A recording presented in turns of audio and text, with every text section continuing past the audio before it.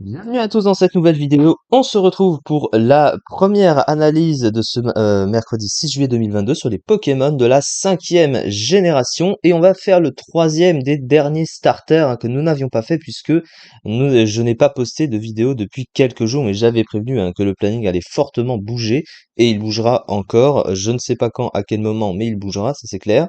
Et du coup, on va essayer de rattraper un peu le retard. Alors, je vais parfois mettre plus de vidéos à certains jours et moins à d'autres parce que du coup il y a des vidéos de retard que j'ai pas pu faire la semaine dernière non plus. Bref, ça va bouger et on va continuer sur les analyses que nous avons en retard avec. Et du coup, on va déjà faire celle-ci. Alors aujourd'hui, normalement, je sais pas combien il devrait y avoir d'analyses, mais il va y en avoir beaucoup. Bon, je vais pas vous le dire à l'avance, je ne le sais pas moi-même, je verrai. En tout cas, on va faire au moins ça. Donc, on va parler du troisième des derniers starters de la 5e génération qu'on n'a pas fait.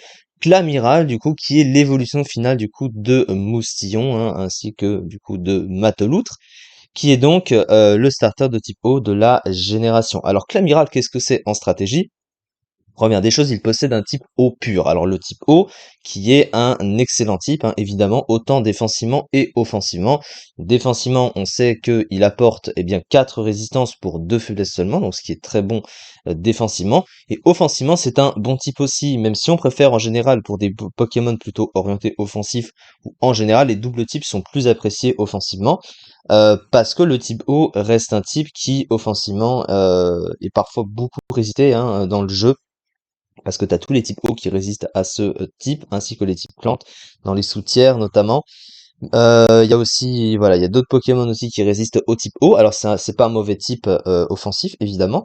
Surtout que il est neutre sur le type acier, ce qui est une très bonne chose en stratégie d'être neutre sur le type acier et pas résister.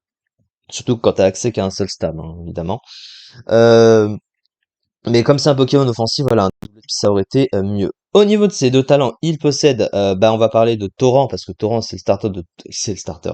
C'est le talent de tous les starters de type O, donc il booste de 50% ses attaques de type O quand il tombe à moins d'un tiers de sa barre de vie.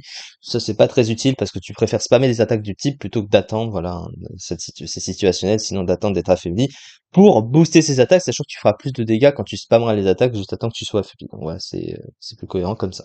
Et son autre talent, du coup, c'est Coq Armure qui l'immunise au coup critique.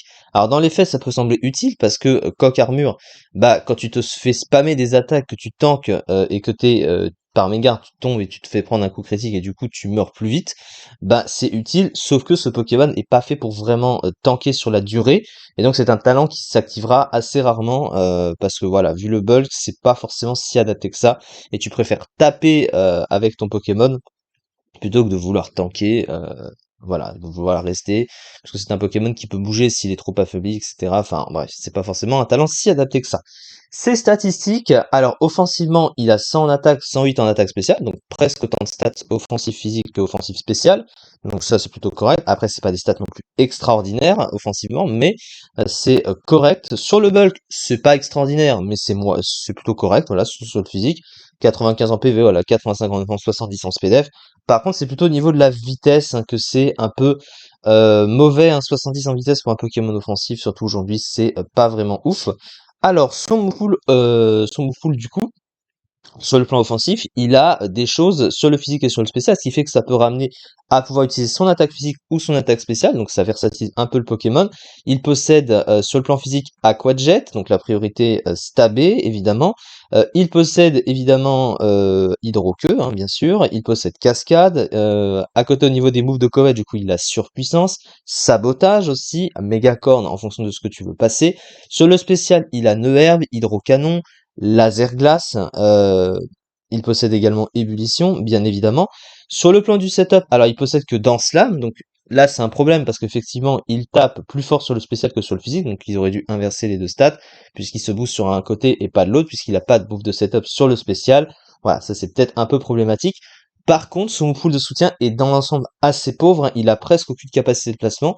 Il possède Provoque, cela dit, voilà, donc ça c'est toujours très utile, évidemment dans Slam, donc le setup. Si tu joues un set physique, évidemment, et du coup, et toxique, bon ça beaucoup de Pokémon le possèdent évidemment. Et à côté, bah, il a pas grand-chose de plus en fait, donc c'est un petit peu limité à ce niveau-là. Donc c'est plus un Pokémon qui est là pour taper finalement et pas faire plus que ça. Enfin, en tout cas au niveau du soutien, il peut pas faire grand-chose de plus. C'est plus, voilà, c'est un rôle très offensif qu'il a.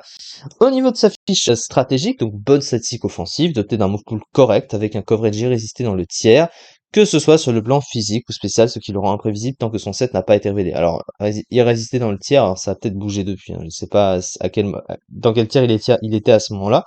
Une vitesse basse et une faiblesse plante électrique qui le rend facile à revenge kill par des Pokémon comme Inguolta ou Junko. Voilà.